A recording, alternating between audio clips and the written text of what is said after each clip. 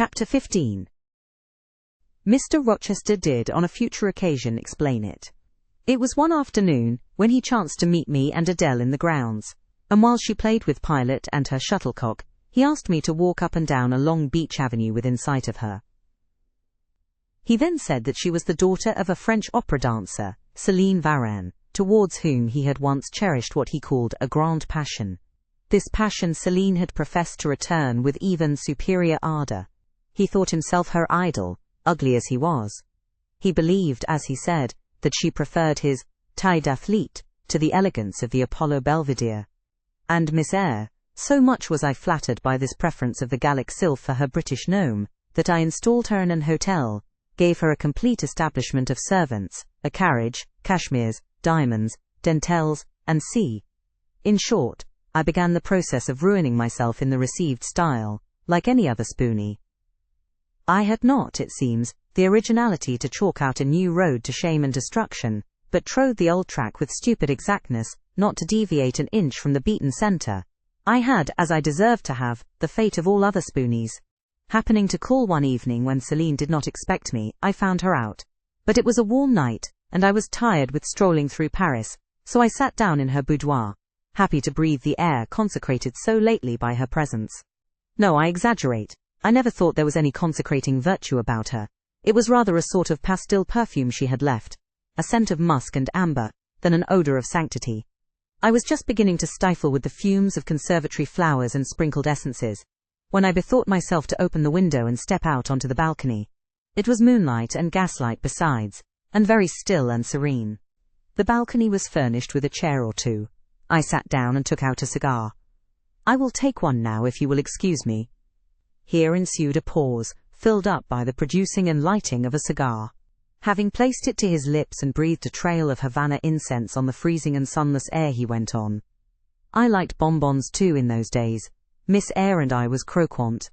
Overlook the barbarism. Croquant chocolate comfits and smoking alternately. Watching meantime the equipages that rolled along the fashionable streets towards the neighbouring opera house, when, in an elegant close carriage drawn by a beautiful pair of English horses, and distinctly seen in the brilliant city night, I recognized the voiture I had given Céline. She was returning. Of course my heart thumped with impatience against the iron rails I leant upon. The carriage stopped, as I had expected, at the hotel door. My flame, that is the very word for an opera inamorata, alighted, though muffed in a cloak. An unnecessary encumbrance by the by, on so warm a June evening. I knew her instantly by her little foot, seen peeping from the skirt of her dress, as she skipped from the carriage step. Bending over the balcony, I was about to murmur, "Mon ange," in a tone, of course, which should be audible to the ear of love alone, when a figure jumped from the carriage after her, cloaked also.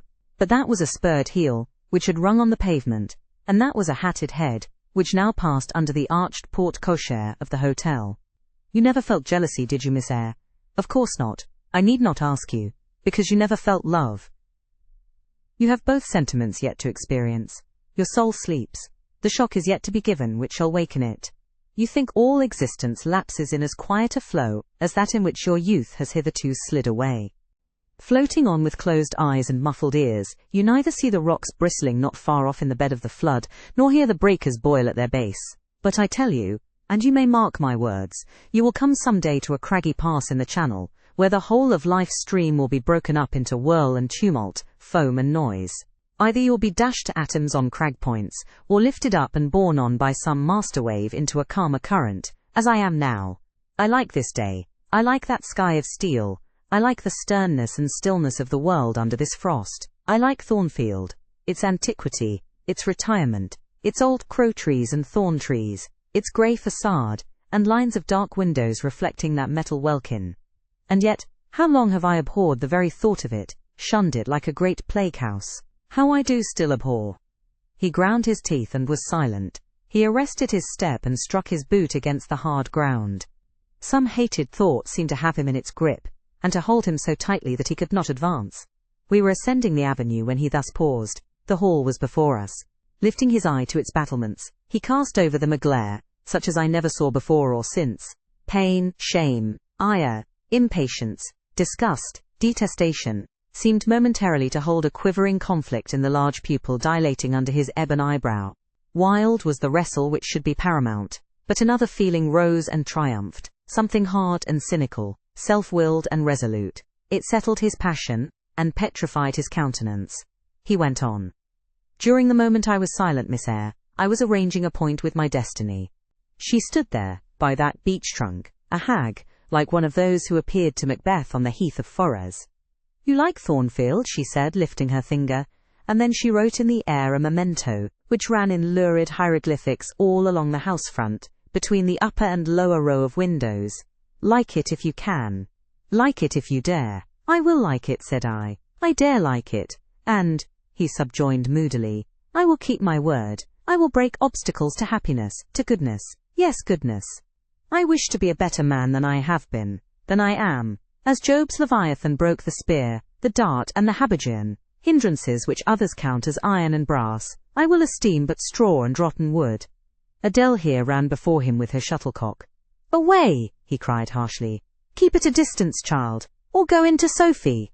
Continuing then to pursue his walk in silence, I ventured to recall him to the point whence he had abruptly diverged. Did you leave the balcony, sir? I asked, when Mademoiselle Varens entered. I almost expected a rebuff for this hardly well-timed question, but, on the contrary, waking out of his scowling abstraction, he turned his eyes towards me, and the shade seemed to clear off his brow. Oh, I had forgotten Celine. Well, to resume. When I saw my charmer thus come in, accompanied by a cavalier, I seemed to hear a hiss, and the green snake of jealousy, rising on undulating coils from the moonlit balcony, glided within my waistcoat, and ate its way in 2 minutes to my heart's core. Strange, he exclaimed, suddenly starting again from the point. Strange that I should choose you for the confidant of all this, young lady. Passing strange that you should listen to me quietly, as if it were the most usual thing in the world for a man like me to tell stories of his opera mistresses to a quaint, inexperienced girl like you. But the last singularity explains the first, as I intimated once before. You, with your gravity, considerateness and caution, were made to be the recipient of secrets. Besides, I know what sort of a mind I have placed in communication with my own. I know it is one not liable to take infection. It is a peculiar mind, it is a unique one. Happily I do not mean to harm it, but if I did, it would not take harm from me. The more you and I converse, the better, for while I cannot blight you, you may refresh me. After this digression he proceeded. I remained in the balcony. They will come to her boudoir, no doubt, thought I. Let me prepare an ambush. So putting my hand in through the open window, I drew the curtain over it, leaving only an opening through which I could take observations. Then I closed the casement, all but a chink just wide enough to furnish an outlet to lovers, whispered vows. Then I stole back to my chair, and as I resumed it the pair came in. My eye was quickly at the aperture. Celine's chambermaid entered, lit a lamp, left it on the table, and withdrew.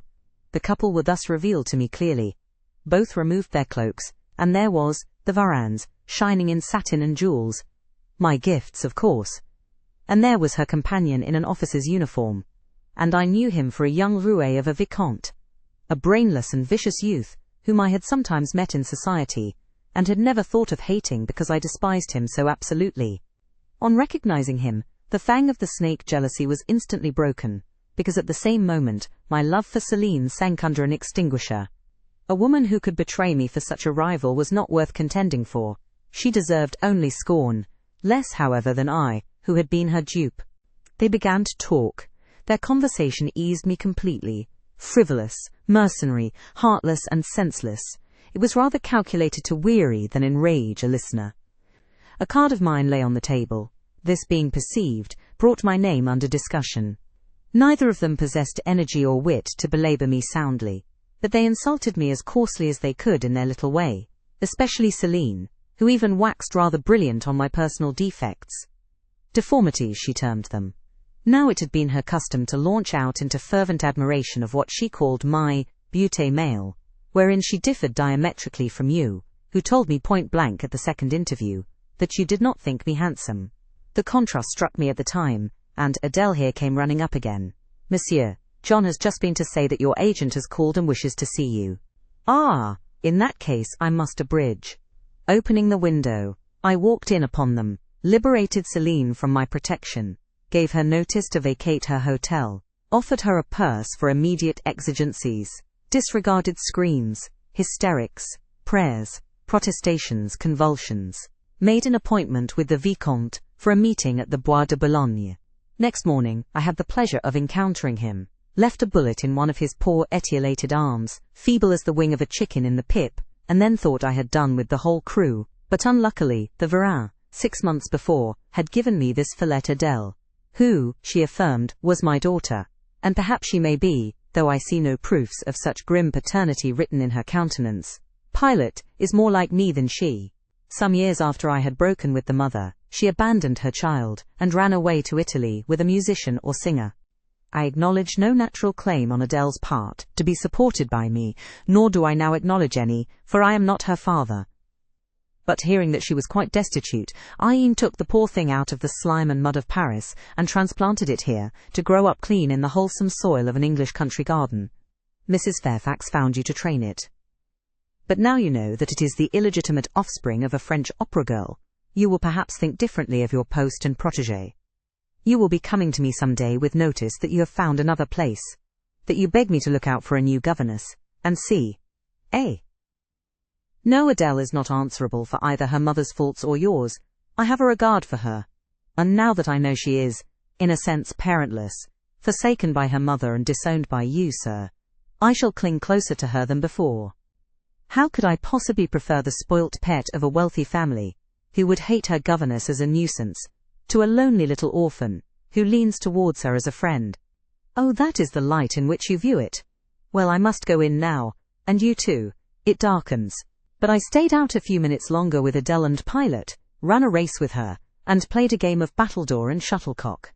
When we went in, and I had removed her bonnet and coat, I took her on my knee, kept her there an hour, allowing her to prattle as she liked, not rebuking even some little freedoms and trivialities into which she was apt to stray when much noticed, and which betrayed in her a superficiality of character, inherited probably from her mother, hardly congenial to an English mind. Still she had her merits, and I was disposed to appreciate all that was good in her to the utmost. I sought in her countenance and features a likeness to Mr. Rochester, but found none. No trait, no turn of expression announced relationship. It was a pity. If she could but have been proved to resemble him, he would have thought more of her. It was not till after I had withdrawn to my own chamber for the night that I steadily reviewed the tale Mr. Rochester had told me.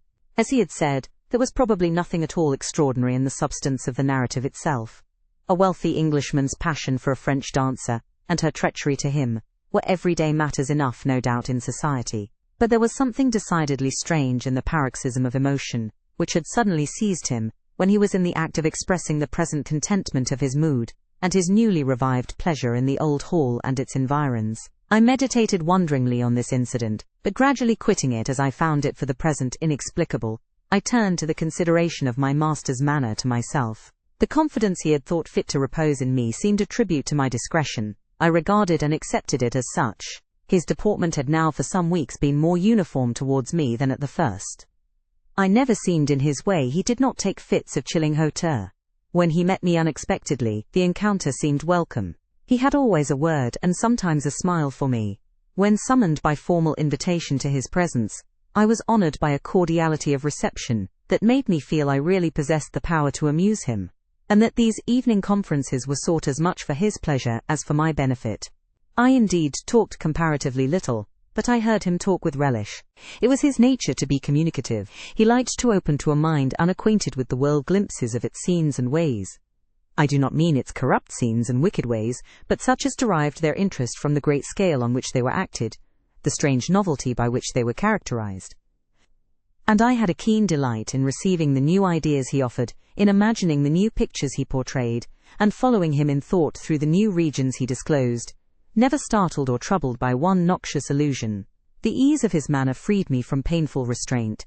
The friendly frankness, as correct as cordial, with which he treated me, drew me to him. I felt at times as if he were my relation, rather than my master. Yet he was imperious sometimes still, but I did not mind that. I saw it was his way. So happy, so gratified did I become with this new interest added to life, that I ceased to pine after kindred. My thin crescent destiny seemed to enlarge. The blanks of existence were filled up. My bodily health improved. I gathered flesh and strength, And was Mr. Rochester now ugly in my eyes? No, reader. Gratitude, and many associations, all pleasurable and genial, made his face the object I best liked to see. His presence in a room was more cheering than the brightest fire. Yet I had not forgotten his faults. Indeed, I could not, for he brought them frequently before me. He was proud, sardonic, harsh to inferiority of every description. In my secret soul, I knew that his great kindness to me was balanced by unjust severity to many others. He was moody too, unaccountably so. I more than once, when sent for to read to him, found him sitting in his library alone, with his head bent on his folded arms, and when he looked up, a morose, almost a malignant scowl blackened his features. But I believe that his moodiness, his harshness, and his former faults of morality, I say former, for now he seemed corrected of them, had their source in some cruel cross of fate. I believed he was naturally a man of better tendencies, higher principles, and purer tastes than such as circumstances had developed, education instilled, or destiny encouraged. I thought there were excellent materials in him, though for the present they hung together somewhat spoiled and tangled. I cannot deny that I grieved for his grief, whatever that was, and would have given much to assuage it. Though I had now extinguished my candle, and was laid down in bed, I could not sleep for thinking of his look, when he paused in the avenue, and told how his destiny had risen up before him, and dared him to be happy at Thornfield. Why not? I asked myself. What alienates him from the house? Will he leave it again soon?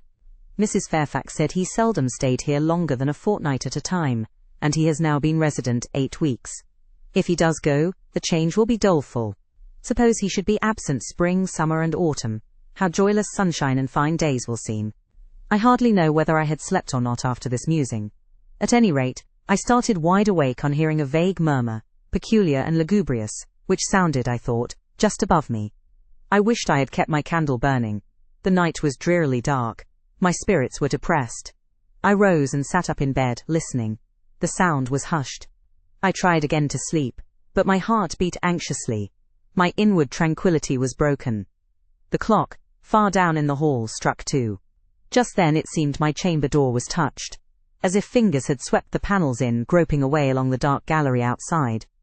I said, "Who is there?" Nothing answered. I was chilled with fear.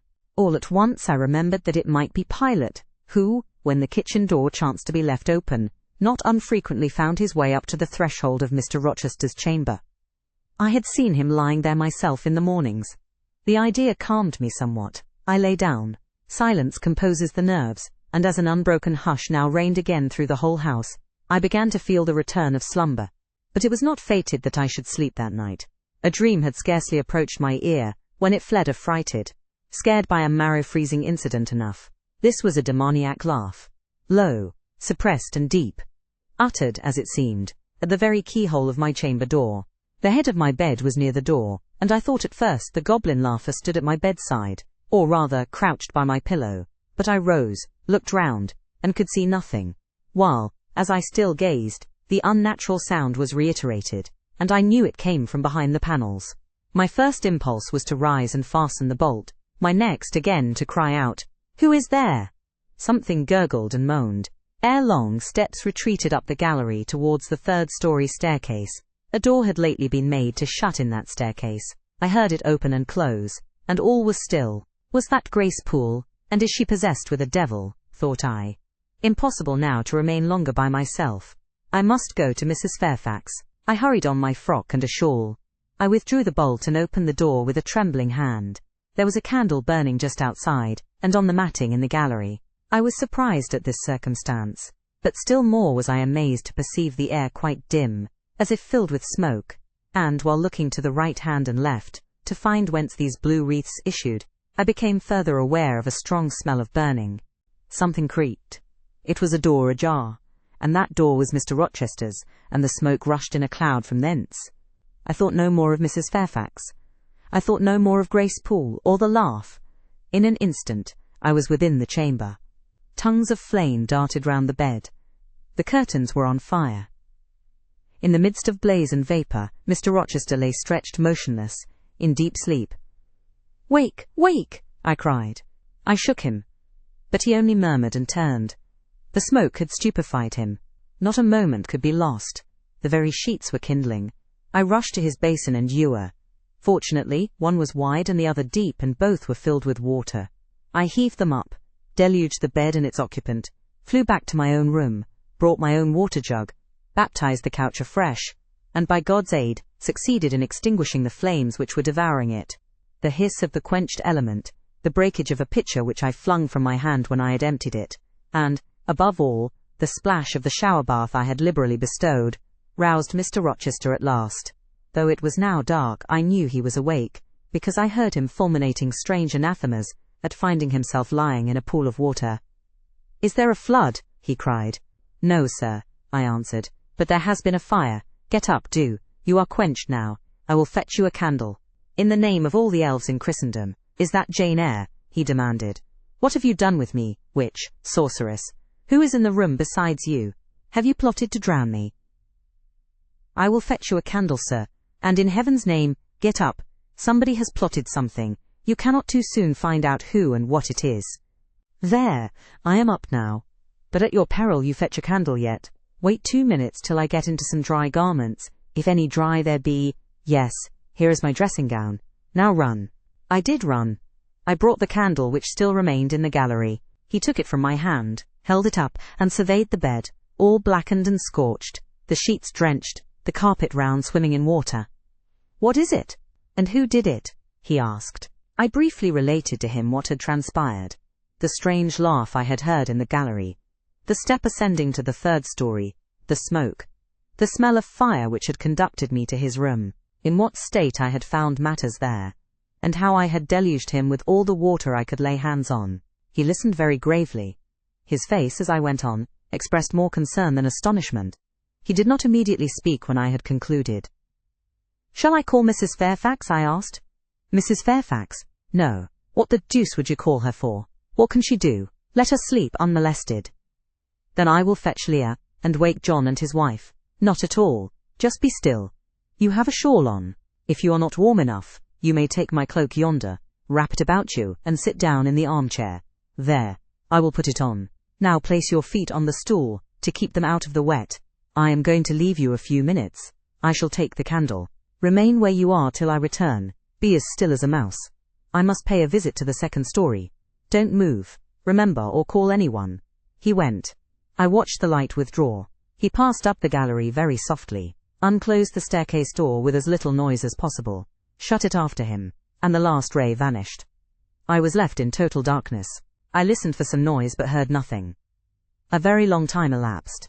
I grew weary. It was cold in spite of the cloak, and then I did not see the use of staying, as I was not to rouse the house. I was on the point of risking Mr. Rochester's displeasure by disobeying his orders, when the light once more gleamed dimly on the gallery wall, and I heard his unshod feet tread the matting. "I hope it is he," thought I, "and not something worse." He re-entered, pale and very gloomy. "I have found it all out," said he, setting his candle down on the washstand. "It is as I thought." "How, sir?" He made no reply, but stood with his arms folded, looking on the ground. At the end of a few minutes he inquired in rather a peculiar tone, "I forget whether you said you saw anything when you opened your chamber door." "No, sir, only the candlestick on the ground." "But you heard an odd laugh? You have heard that laugh before, I should think, or something like it." "Yes, sir. There is a woman who sews here, called Grace Poole. She laughs in that way. She is a singular person." "Just so. Grace Poole. You have guessed it. She is, as you say, singular, very. Well, I shall reflect on the subject. Meantime, I am glad that you are the only person, besides myself, acquainted with the precise details of tonight's incident. You are no talking fool. Say nothing about it. I will account for this state of affairs," pointing to the bed. "And now return to your own room. I shall do very well on the sofa in the library for the rest of the night. It is near 4. In 2 hours the servants will be up." "Good night then, sir," said I, departing. He seemed surprised, very inconsistently so, as he had just told me to go. "What?" he exclaimed. "Are you quitting me already, and in that way?" "You said I might go, sir, but not without taking leave. Not without a word or two of acknowledgment and goodwill." Not, in short, in that brief, dry fashion. Why, you have saved my life, snatched me from a horrible and excruciating death, and you walk past me as if we were mutual strangers. At least shake hands. He held out his hand. I gave him mine. He took it first in one, then in both his own. You have saved my life. I have a pleasure in owing you so immense a debt. I cannot say more. Nothing else that has been would have been tolerable to me, in the character of creditor for such an obligation. But you, it is different. I feel your benefits no burden, Jane. He paused, gazed at me. Words almost visible trembled on his lips. But his voice was checked. Good night again, sir. There is no debt, benefit, burden, obligation in the case. I knew, he continued, you would do me good in some way, at some time. I saw it in your eyes, when I first beheld you. Their expression and smile did not, again he stopped, did not, he proceeded hastily, strike delight to my very inmost heart, so for nothing. People talk of natural sympathies. I have heard of good genii. There are grains of truth in the wildest fable. My cherished preserver, good night. Strange energy was in his voice, strange fire in his look. I am glad I happened to be awake, I said, and then I was going. What, you will go? I am cold, sir. Cold? Yes, and standing in a pool. Go then, Jane, go. But he still retained my hand, and I could not free it. I bethought myself of an expedient. I think I hear Mrs. Fairfax move, sir, said I. Well, leave me. He relaxed his fingers, and I was gone. I regained my couch, but never thought of sleep. Till morning dawned I was tossed on a buoyant but unquiet sea, where billows of trouble rolled under surges of joy. I thought sometimes I saw beyond its wild waters a shore, sweet as the hills of Beulah. And now and then a freshening gale, wakened by hope, bore my spirit triumphantly towards the bourne. But I could not reach it, even in fancy. A counteracting breeze blew off land, and continually drove me back. Sense would resist delirium, judgment would warn passion. Too feverish to rest, I rose as soon as day dawned. Chapter 16. I both wished and feared to see Mr. Rochester on the day which followed this sleepless night. I wanted to hear his voice again, yet feared to meet his eye. During the early part of the morning, I momentarily expected his coming. He was not in the frequent habit of entering the schoolroom, but he did step in for a few minutes sometimes, and I had the impression that he was sure to visit it that day. But the morning passed just as usual. Nothing happened to interrupt the quiet course of Adele's studies. Only soon after breakfast I heard some bustle in the neighbourhood of Mr. Rochester's chamber, Mrs. Fairfax's voice, and Leah's, and the cook's, that is John's wife, and even John's own gruff tones. There were exclamations of, "What a mercy master was not burnt in his bed." It is always dangerous to keep a candle lit at night. How providential that he had presence of mind to think of the water jug. I wonder he waked nobody. It is to be hoped he will not take cold with sleeping on the library sofa. And see. To much confabulation succeeded a sound of scrubbing and setting to rights. And when I passed the room, in going downstairs to dinner, I saw through the open door that all was again restored to complete order. Only the bed was stripped of its hangings. Leah stood up in the window seat, rubbing the panes of glass dimmed with smoke. I was about to address her, for I wished to know what account had been given of the affair. But on advancing, I saw a second person in the chamber, a woman sitting on a chair by the bedside, and sewing rings to new curtains. That woman was no other than Grace Poole. There she sat, staid and taciturn looking as usual, in her brown stuff gown, her check apron, white handkerchief, and cap. She was intent on her work, in which her whole thoughts seemed absorbed. On her hard forehead, and in her commonplace features was nothing, either of the paleness or desperation one would have expected to see, marking the countenance of a woman who had attempted murder, and whose intended victim had followed her last night to her lair and, as I believed, charged her with the crime she wished to perpetrate. I was amazed, confounded. She looked up, while I still gazed at her. No start, no increase or failure of colour betrayed emotion, consciousness of guilt, or fear of detection. She said, "Good morning, miss," in her usual phlegmatic and brief manner, and taking up another ring and more tape, went on with her sewing. I will put her to some test, thought I. Such absolute impenetrability is past comprehension. "Good morning, Grace," I said. "Has anything happened here? I thought I heard the servants all talking together a while ago." Only Master had been reading in his bed last night. He fell asleep with his candle lit, and the curtains got on fire. But, fortunately, he awoke before the bedclothes, or the woodwork caught, and contrived to quench the flames with the water in the ewer. "A strange affair," I said, in a low voice. Then, looking at her fixedly, "Did Mr. Rochester wake nobody? Did no one hear him move?" She again raised her eyes to me, and this time there was something of consciousness in their expression. She seemed to examine me warily, then she answered, "The servants sleep so far off, you know, miss, they would not be likely to hear. Mrs. Fairfax's room and yours are the nearest to Master's, but Mrs. Fairfax said she heard nothing. When people get elderly, they often sleep heavy." She paused, and then added with a sort of assumed indifference, but still in a marked and significant tone, "But you are young, miss, and I should say a light sleeper. Perhaps you may have heard a noise." "I did," said I, dropping my voice, so that Leah, who was still polishing the panes, could not hear me. "And at first I thought it was Pilot, but Pilot cannot laugh, and I am certain I heard a laugh, and a strange one."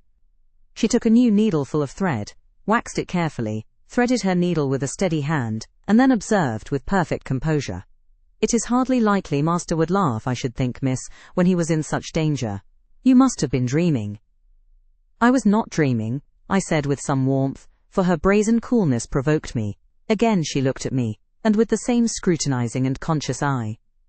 "Have you told Master that you heard a laugh?" she inquired. "I have not had the opportunity of speaking to him this morning." "You did not think of opening your door and looking out into the gallery?" she further asked. She appeared to be cross-questioning me, attempting to draw from me information unawares.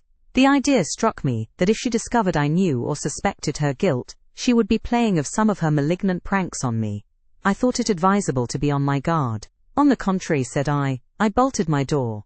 "Then you are not in the habit of bolting your door every night before you get into bed?" "Fiend! She wants to know my habits, that she may lay her plans accordingly." Indignation again prevailed over prudence. I replied sharply, "Hitherto I have often omitted to fasten the bolt. I did not think it necessary. I was not aware any danger or annoyance was to be dreaded at Thornfield Hall, but in future," and I laid marked stress on the words, "I shall take good care to make all secure before I venture to lie down." "It will be wise so to do," was her answer. "This neighbourhood is as quiet as any I know, and I never heard of the hall being attempted by robbers since it was a house, though there are hundreds of pounds worth of plate in the plate closet, as is well known. And you see, for such a large house there are very few servants, because Master has never lived here much, and when he does come, being a bachelor, he needs little waiting on. But I always think it best to err on the safe side. A door is soon fastened, and it is as well to have a drawn bolt between one and any mischief that may be about. A deal of people, miss, are for trusting all to Providence, but I say Providence will not dispense with the means, though he often blesses them when they are used discreetly." And here she closed her harangue, a long one for her, and uttered with the demureness of a Quakeress. I still stood absolutely dumbfounded at what appeared to me her miraculous self-possession and most inscrutable hypocrisy, when the cook entered. "Mrs. Poole," said she, addressing Grace, "the servants, dinner will soon be ready. Will you come down? No, just put my pint of porter and bit of pudding on a tray, and I'll carry it upstairs." "You'll have some meat?" "Just a morsel, and a taste of cheese, that's all." "And the sago?" "Never mind it at present. I shall be coming down before tea time. I'll make it myself." The cook here turned to me, saying that Mrs. Fairfax was waiting for me. So I departed. I hardly heard Mrs. Fairfax's account of the curtain conflagration during dinner. So much was I occupied in puzzling my brains over the enigmatical character of Grace Poole, and still more in pondering the problem of her position at Thornfield, and questioning why she had not been given into custody that morning, or, at the very least, dismissed from her master's service. He had almost as much as declared his conviction of her criminality last night. What mysterious cause withheld him from accusing her? Why had he enjoined me, too, to secrecy? It was strange. A bold, vindictive, and haughty gentleman seemed somehow in the power of one of the meanest of his dependents. So much in her power that even when she lifted her hand against his life, he dared not openly charge her with the attempt, much less punish her for it. Had Grace been young and handsome, I should have been tempted to think that tenderer feelings than prudence or fear influenced Mr. Rochester in her behalf.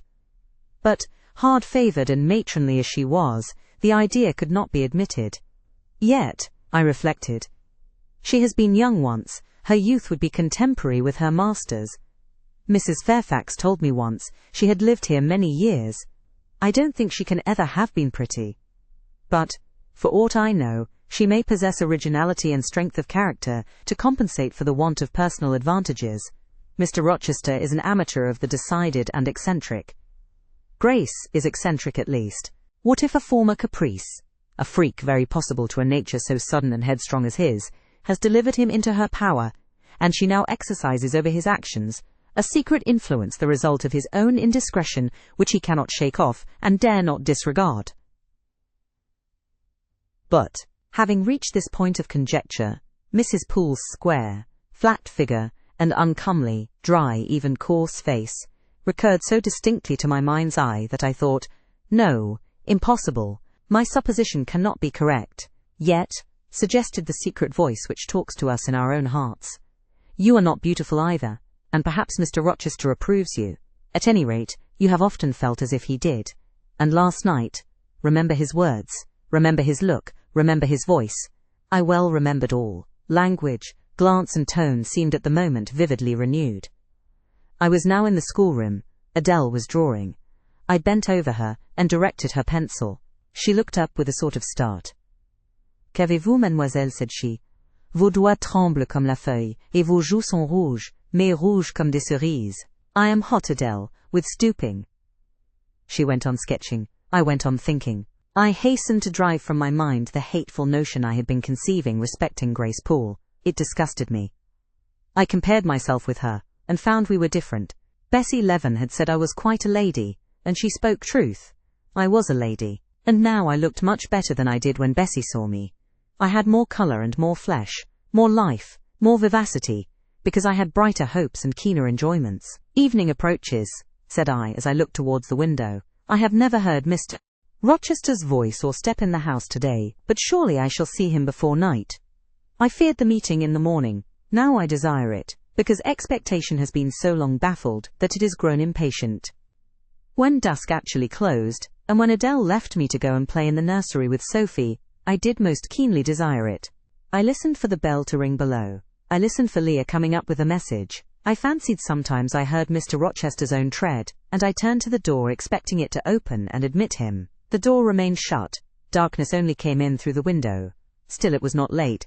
He often sent for me at 7 and 8 o'clock, and it was yet but 6.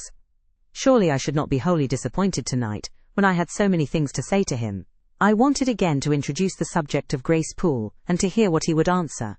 I wanted to ask him plainly if he really believed it was she who had made last night's hideous attempt, and if so, why he kept her wickedness a secret. It little mattered whether my curiosity irritated him. I knew the pleasure of vexing and soothing him by turns. It was one I chiefly delighted in, and a sure instinct always prevented me from going too far beyond the verge of provocation. I never ventured. On the extreme brink I liked well to try my skill. Retaining every minute form of respect, every propriety of my station, I could still meet him in argument, without fear or uneasy restraint. This suited both him and me. A tread creaked on the stairs at last. Leah made her appearance, but it was only to intimate that tea was ready in Mrs. Fairfax's room. Thither I repaired, glad at least to go downstairs, for that brought me, I imagined, nearer to Mr. Rochester's presence. "You must want your tea," said the good lady as I joined her. "You ate so little at dinner. I am afraid," she continued, "you are not well today. You look flushed and feverish." "Oh, quite well. I never felt better." "Then you must prove it by evincing a good appetite. Will you fill the teapot while I knit off this needle?" Having completed her task, she rose to draw down the blind, which she had hitherto kept up, by way, I suppose, of making the most of daylight, though dusk was now fast deepening into total obscurity. "It is fair tonight," said she, as she looked through the panes, though not starlight. "Mr. Rochester has, on the whole, had a favourable day for his journey." "Journey? Is Mr. Rochester gone anywhere? I did not know he was out." Oh, he set off the moment he had breakfasted. He is gone to the Leas, Mr. Eshton's place, 10 miles on the other side Millcote. I believe there is quite a party assembled there, Lord Ingram, Sir George Lynn, Colonel Dent, and others. Do you expect him back tonight? No. Nor tomorrow either. I should think he is very likely to stay a week or more. When these fine, fashionable people get together, they are so surrounded by elegance and gaiety, so well provided with all that can please and entertain, they are in no hurry to separate. Gentlemen especially are often in request on such occasions, and Mr. Rochester is so talented and so lively in society, that I believe he is a general favourite. The ladies are very fond of him, though you would not think his appearance calculated to recommend him, particularly in their eyes. But I suppose his acquirements and abilities, perhaps his wealth and good blood, make amends for any little fault of look. Are there ladies at the Leas? There are Mrs. Eshton and her 3 daughters, very elegant young ladies indeed, and there are the Honourable Blanche and Mary Ingram, most beautiful women, I suppose. Indeed, I have seen Blanche 6 or 7 years since, when she was a girl of 18. She came here to a Christmas ball and party Mr. Rochester gave. You should have seen the dining room that day. How richly it was decorated, how brilliantly lit up.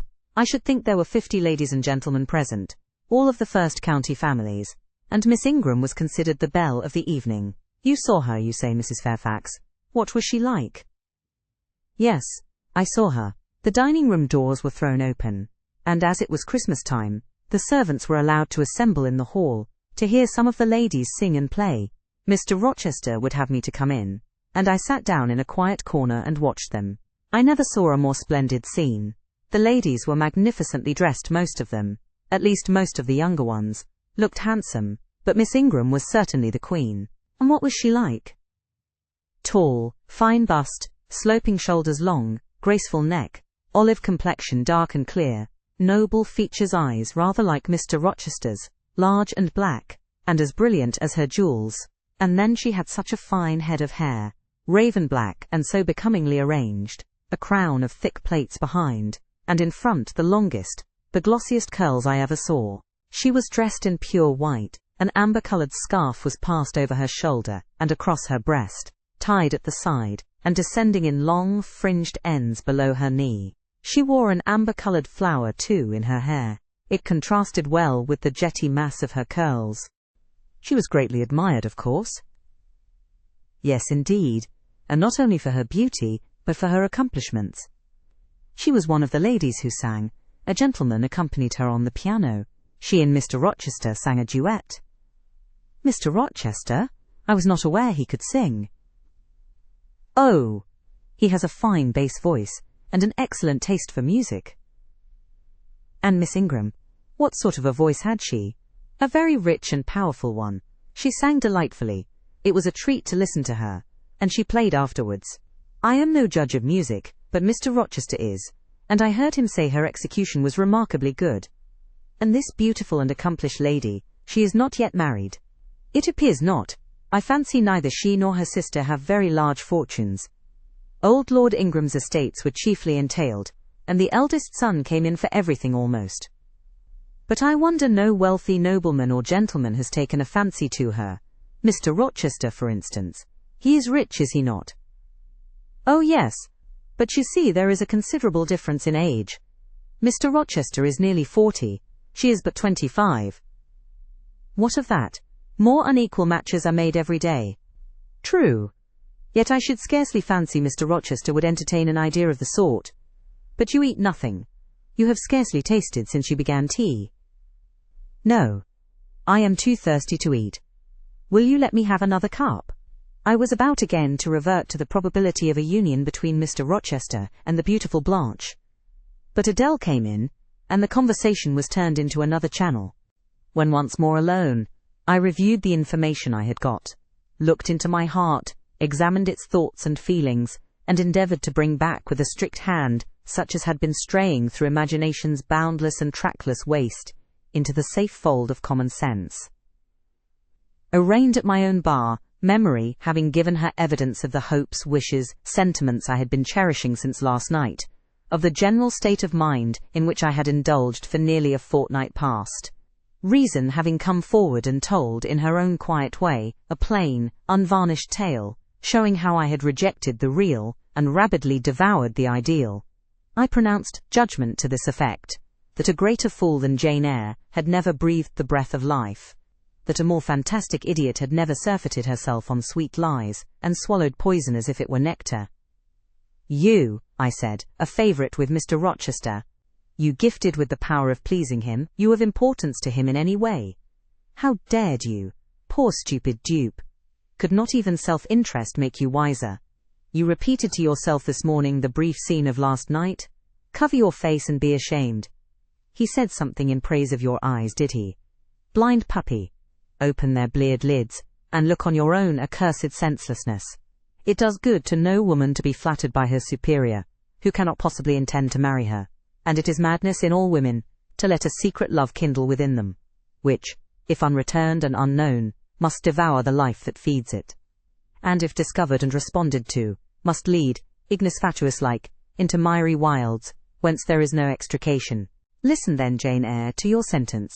Tomorrow, place the glass before you, and draw in chalk your own picture faithfully, without softening one defect, omit no harsh line, smooth away no displeasing irregularity. Write under it, portrait of a governess, disconnected, poor and plain. Afterwards, take a piece of smooth ivory. You have one prepared in your drawing box. Take your palette, mix your freshest, finest, clearest tints, choose your most delicate camel hair pencils.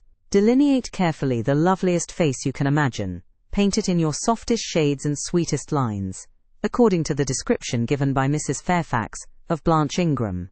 Remember the raven ringlets, the oriental eye. What? You revert to Mr. Rochester as a model. Order. No snivel. No sentiment. No regret. I will endure only sense and resolution. Recall the august yet harmonious lineaments. The Grecian neck and bust, let the round and dazzling arm be visible, and the delicate hand omit neither diamond ring nor gold bracelet. Portray faithfully the attire. Aerial lace and glistening satin, graceful scarf and golden rose. Call it Blanche, an accomplished lady of rank. Whenever in future you should chance to fancy Mr. Rochester thinks well of you, take out these two pictures and compare them. Say, Mr. Rochester might probably win that noble lady's love, if he chose to strive for it. Is it likely he would waste a serious thought on this indigent and insignificant plebeian? I'll do it, I resolved, and having framed this determination, I grew calm and fell asleep. I kept my word. An hour or two sufficed to sketch my own portrait in crayons, and in less than a fortnight, I had completed an ivory miniature of an imaginary Blanche Ingram. It looked a lovely face enough, and when compared with the real head in chalk, the contrast was as great as self-control could desire. I derived benefit from the task. It had kept my head and hands employed, and had given force and fixedness to the new impressions I wished to stamp indelibly on my heart. Ere long I had reason to congratulate myself on the course of wholesome discipline to which I had thus forced my feelings to submit. Thanks to it, I was able to meet subsequent occurrences with a decent calm, which, had they found me unprepared, I should probably have been unequal to maintain, even externally.